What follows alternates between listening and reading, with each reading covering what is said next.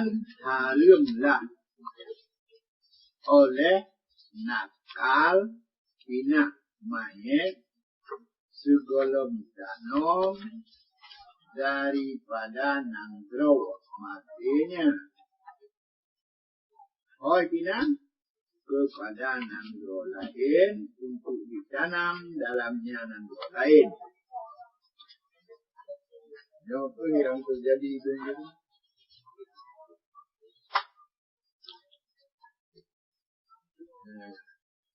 Harum bina.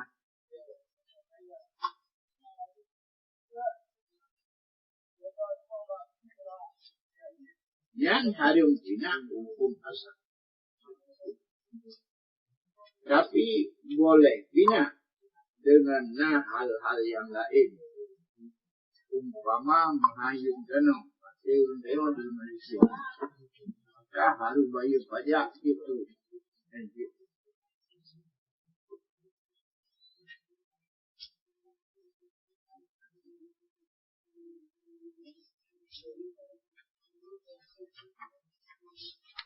Kunci kan harum makruh.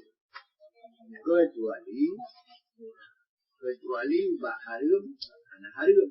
Kecuali bak makruh, anak makruh.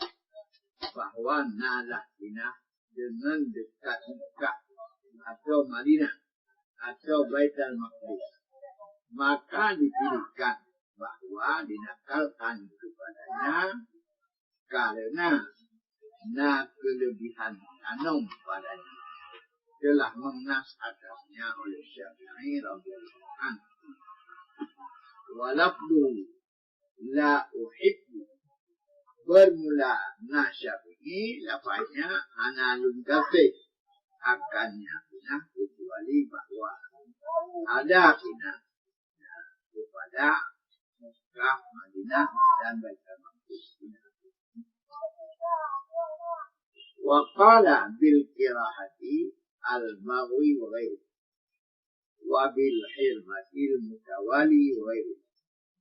Dan berkata dengan makruh oleh Baghawi dan lainnya.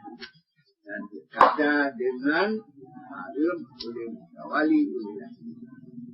Yang kata-kata Syafi'i hanadun kasih. Dua makna ni kun Baghawi kun Mutawali haram. Wa wajhu anna fi nafihi ta'kiru hukmihi al-ma'muri fi ta'kirihi.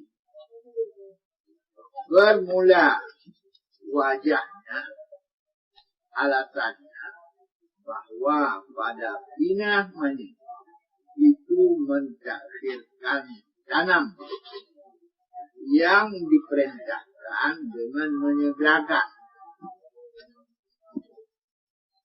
dan mendatangkan akannya mayat bagi rusak kehormatan dan berubahnya dan lainnya. Yang alasan untuk baik bina bukan baiknya haram atau baiknya makruhnya.